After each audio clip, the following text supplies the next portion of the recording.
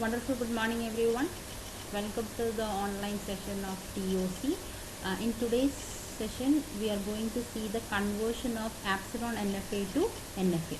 So as we discussed, epsilon NFA non-deterministic finite automata is a finite automata where for one input there will be multiple paths. For same input there will be from one state to another state there will be multiple paths.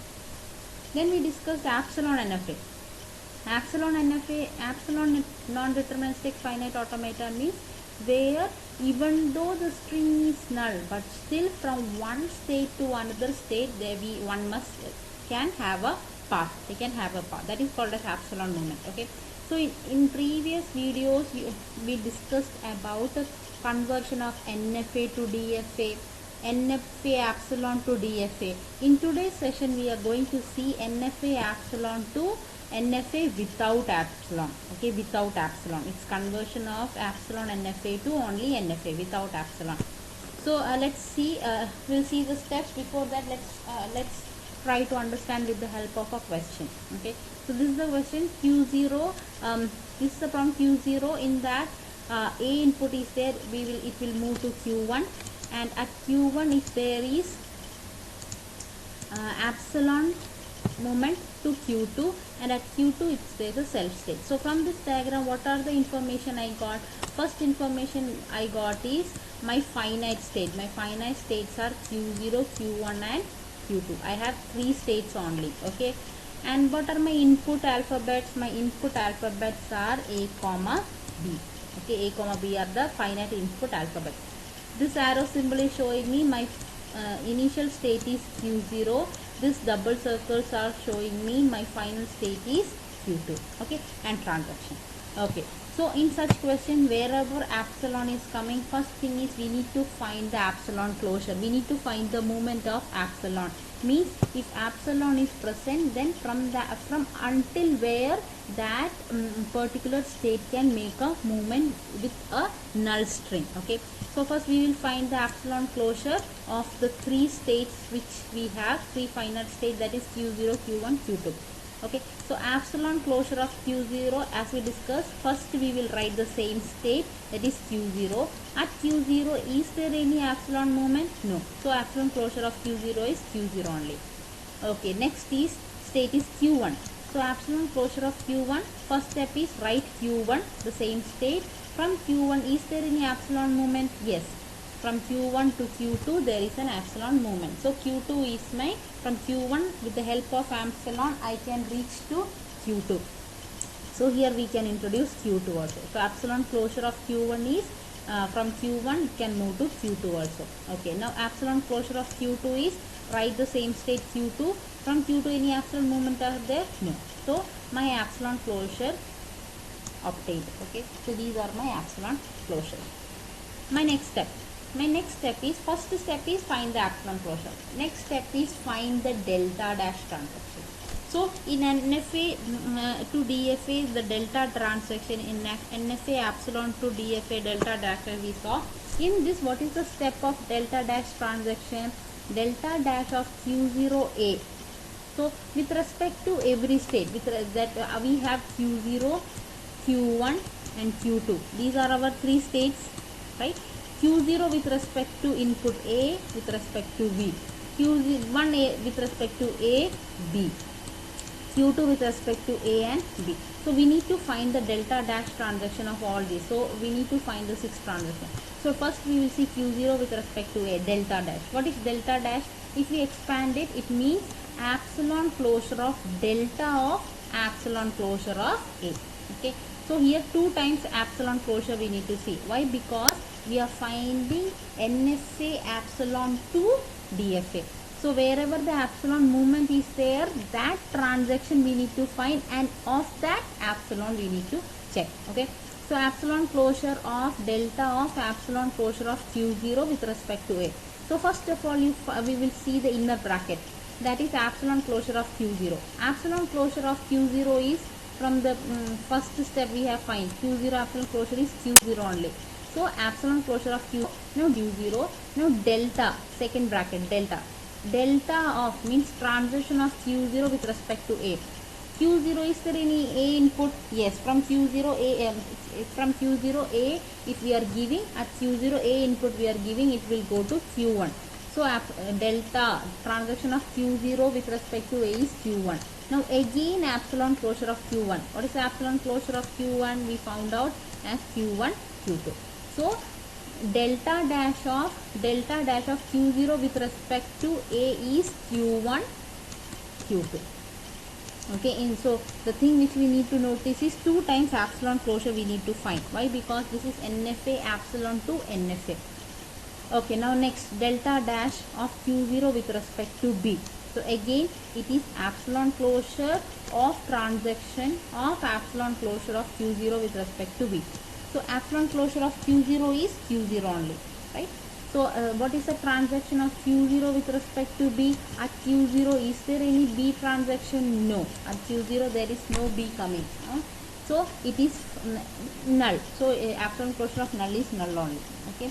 Now next is, so for epsilon closure of b is null, right?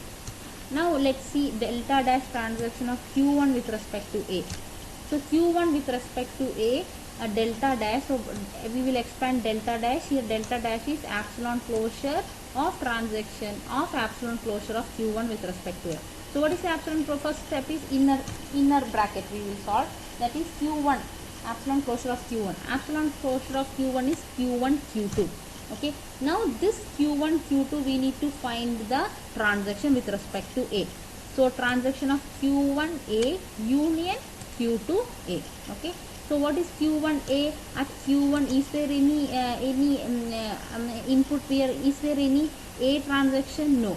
At q1, no a transaction. At q2, is there any a transaction? No a transaction. So it's null.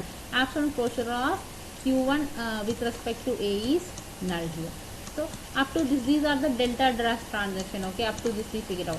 Now let's see delta dash transaction of q1 with respect to b. So first of all we will find epsilon closure of q1. What is the epsilon closure of q1? q1 q2. Okay, after finding the epsilon closure we need to find the transaction of q1 with respect to b union transaction of q2 with respect to b. q1 with respect to b, anything is there? q1, at q1 any b transaction? No, null. At q2 b transaction? Yes. So it is q2 only. So again epsilon closure of q2, when we found, we at this first step we found that epsilon closure of q2 is q2 only, right? Okay, next is we need to find, so now we got epsilon closure of b also, that is q2. Now next is direction of transaction of q2 with respect to a. So that is epsilon closure of q2 we need to find, then transaction of q2 with respect to a, and then epsilon closure of that particular answer. So epsilon closure of q2 is q2 only. What is the transaction of q2 with respect to a? Transaction of q2, at q2 there is no a moment, so it's null, so answer is null only. Okay, now let's see for transaction of q2 with respect to b. So transaction of q2 with respect to b, delta dash transaction. So first find the epsilon closure of q2. Epsilon closure of q2 is q2 only. After finding the epsilon closure of q2, find transaction of q2 with respect to b. At q2 b moment is there, where it is leading to? At q2 only. So epsilon closure of q2 is q2 only. Okay. So we have done it, we segregated everything in a table, in the transaction table. q0 with respect to a, delta dash, this is delta dash transaction table. q0 with respect to a, I am getting q1 q2. q0 with respect to b, I got 5 null. q1 with respect to a, null. q1 with respect to b, q2. Okay, q2 with respect to a, null. q2 with respect to b, that is we got this, now we got this q2. So everything whatever we got the answer we wrote in a segregated in a table. The next task is to write a diagram. Definitely we need to know what is the initial state, final state. Initial state is given as q0, right? Okay, so that is our initial state. We will mark it as initial state. Okay, what is my final state? My final state is, from the picture in the initial, from the question it's written q2. Okay, So what we will do is, wherever Q2 is present in the epsilon closure, in epsilon closure answer, in our epsilon closure answer, whatever we found, in that wherever Q2 is present, that is our final state. So here in the first one, is Q2 present? No. In the second one, Q2 is present? Yes. So Q1 is a final state. In the Q2, in the epsilon closure of Q2, final state Q2 is present? Yes. So Q2 is also a final state. So whatever be the answer of epsilon closure in that final state is present, means that is the final state. That is why we found that in the answer, epsilon closure of Q1 and epsilon closure of Q2 contains Q2 final state. That's why Q1 and Q2 are my final state. Q1 and Q2 are my final state. So we can make a diagram here. Q0 at A, it is going to Q1 as well as it is going to Q2. Okay, so this is, see, multiple paths are present, which is indicating it's an NFA only, right? In DFA it's not possible, right? And after that, Q0 with respect to B, no path. Q1 with respect to A, nothing. Q1 with respect to B, Q1 with respect to B, it is going to Q2. Okay, Q2 with respect to A, nothing. Q2 with respect to B, it is Q2. So we can see there is no epsilon moment present. So this is our NFA epsilon to NFA without epsilon. So the steps we just followed is, epsilon closures are there, right? In the question we just found the epsilon closures of all the states that can be reached from the initial state by following the epsilon transactions. Whatever the states we got, we segregated it, and after that, just instead of that epsilon, we found that whatever the epsilon is there, with the to find the transaction, we try to find the transaction of the epsilon closure and again the epsilon closure. Okay, and the, so that we can delete that arc, we can delete the arc of the epsilon and we can make it an epsilon without NFA. Okay, I hope you understood. Thank you everyone.